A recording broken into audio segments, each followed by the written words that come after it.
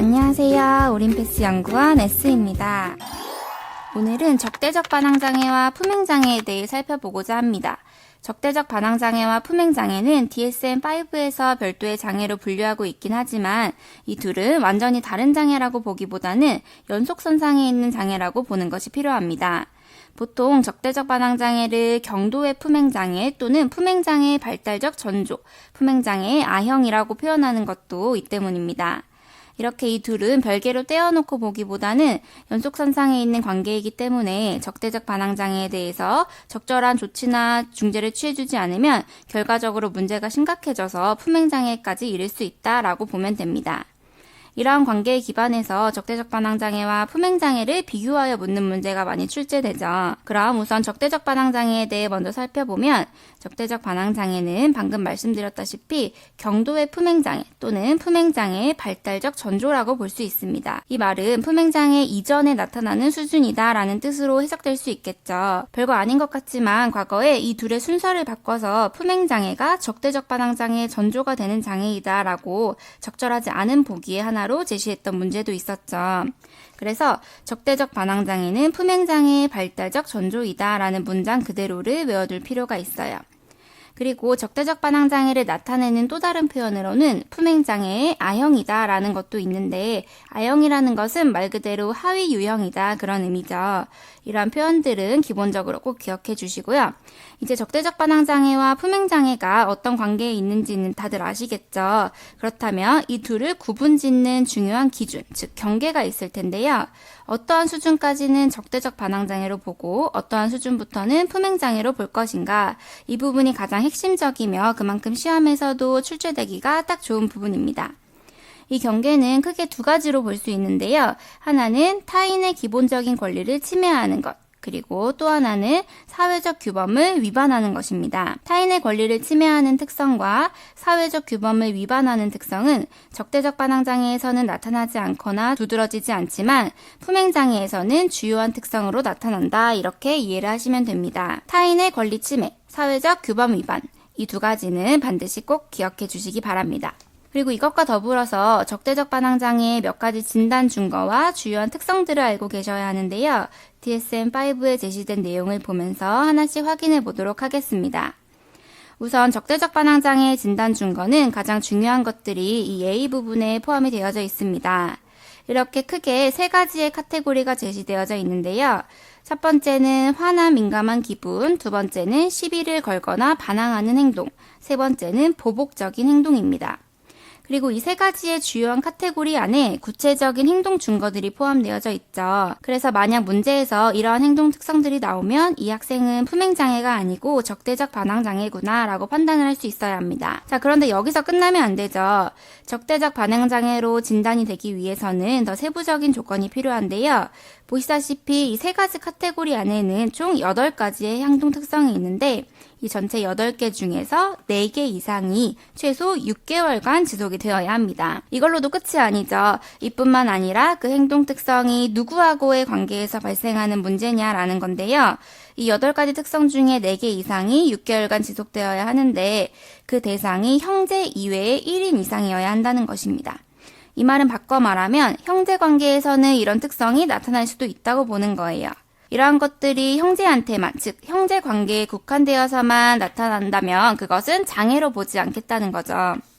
자, 이렇게 진단 준거 A는 3가지 카테고리가 있다는 것과 그 하위의 행동 특성으로는 총 8개가 있는데 그 8개 중에 4개 이상이 최소 6개월간 형제 이외의 1인 이상과의 상호작용에서 나타나야 한다는 것까지 기억하면서 같이 한번 쭉 읽어볼게요. 화난 민감한 기분, 시비를 걸거나 반항하는 행동, 보복적인 행동이 최소 6개월간 지속되고 형제가 아닌 다른 사람 1인 이상과의 상호작용에서 다음 항목 중 적어도 4가지 징후를 보인다. 화난 민감한 기분, 자주 화를 낸다. 자주 다른 사람에 의해 쉽게 기분이 상하거나 신경질을 부린다. 자주 화를 내고 쉽게 화를 낸다. 시비를 걸거나 반항하는 행동. 권위적인 사람 또는 성인과 자주 말싸움, 논쟁을 한다. 권위적인 사람의 요구에 응하거나 규칙 따르기를 거절 또는 무시하는 행동을 자주 보인다. 의도적으로 다른 사람을 자주 괴롭힌다. 자신의 실수나 비행을 다른 사람의 탓으로 자주 돌린다. 보복적인 행동.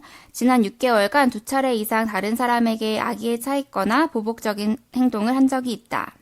이렇게 3가지 카테고리와 총 8가지의 행동 특성이 제시가 되어 있고요. 진단 준거 B와 C로 넘어가 볼게요. 행동의 장애가 개인의 사회적인 맥락에서 개인 또는 다른 사람에게 고통을 주는 것과 관련이 있거나 사회적, 학업적, 직업적 또는 다른 중요한 기능 수행 영역에 부정적인 영향을 미친다. 행동이 정신병적 장애, 물질 사용 장애, 우울 장애, 양극성 장애에 의해 주로 나타나는 것이 아니다. 또한 준거는 파괴적 기분 조절 장애에 부합하지 않는다. 자, 이 말은 적대적 반항 장애가 파괴적 기분 조절 장애와 비슷하게 보이는 특성이 있을 수 있구나 라고 유추를 해볼 수 있겠죠. 파괴적 기분 조절 장애와는 어떻게 다른지 선생님들께서는 꼭 따로 확인해 주시기 바랍니다. 그리고 마지막으로 장애 정도라는 게 나와 있는데요. 장애의 심각도 정도를 말하는 거죠. 장애의 심각도 정도는 크게 경도와 중등도, 중도로 나누어집니다. 이 구분의 기준을 살펴보면 학생이 위의 조건을 다 충족시켰다고 할 때 학생이 보이는 행동 특성들이 어디에서 나타나느냐, 몇 군데의 상황에서 나타나느냐에 대한 기준으로 나누어집니다. 한 가지 상황이라고 한다면 경도로 분류가 되고 2가지 상황이면 중등도, 3가지 이상의 상황이라면 중도로 분류가 되는 것입니다. 자, 이렇게 적대적 반항장애에 대해 살펴보았고요. 그러면 이제 품행장애에 대해 알아봐야겠죠. 앞서 말했듯이 품행장애는 보통 적대적 반항장애와 비교해서 묻는 문제가 많이 출제된다고 하였는데 적대적 반항장애와 품행장애를 결정짓는 중요한 기준 2가지 기억하고 계시죠? 타인의 권리 침해와 사회적 규범 위반 이렇게 2가지가 있었죠. 품행장애는 타인의 기본 권리를 침해하고 연령에 적합한 사회적 규범을 위반하는 반사회적 행동을 지속적이며 반복적으로 나타내는 장애를 의미합니다. 그리고 품행장애는 연령을 기준으로 2가지 유형으로 나눠볼 수 있는데요.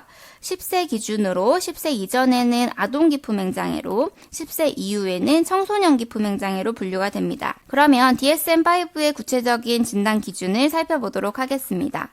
품행장애도 적대적 반항장애와 마찬가지로 진단기준 A에 중요한 내용들이 대부분 담겨 있는데요.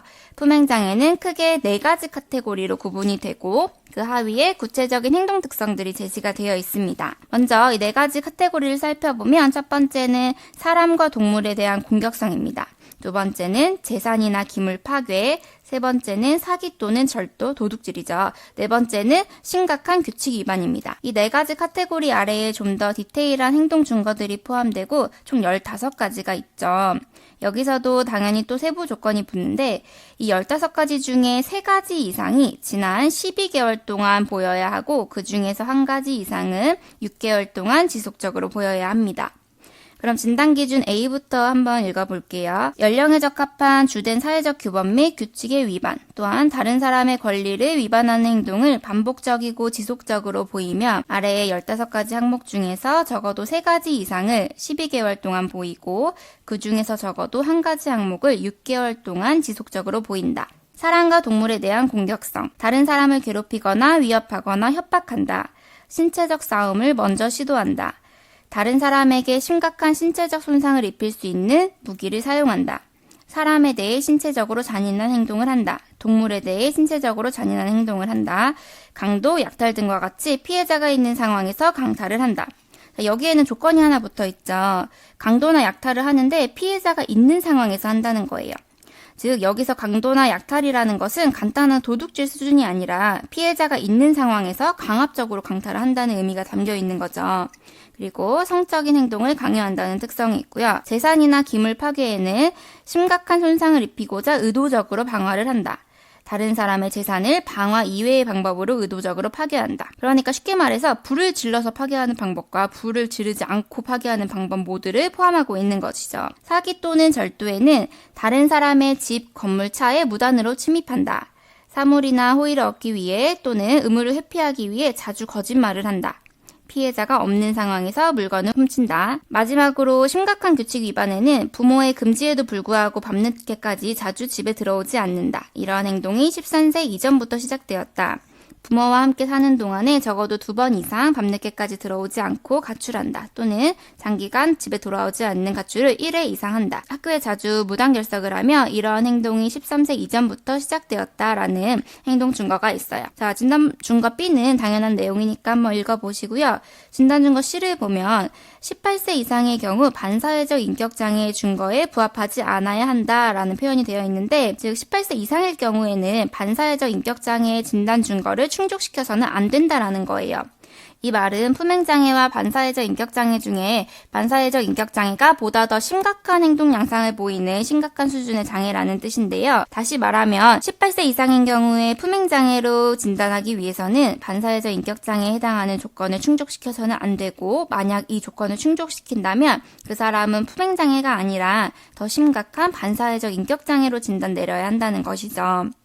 그리고 여기에서도 장애의 심각도를 3가지로 분류하는데요. 품행장애의 심각도 정도는 경도, 중등도, 고도로 나누어집니다.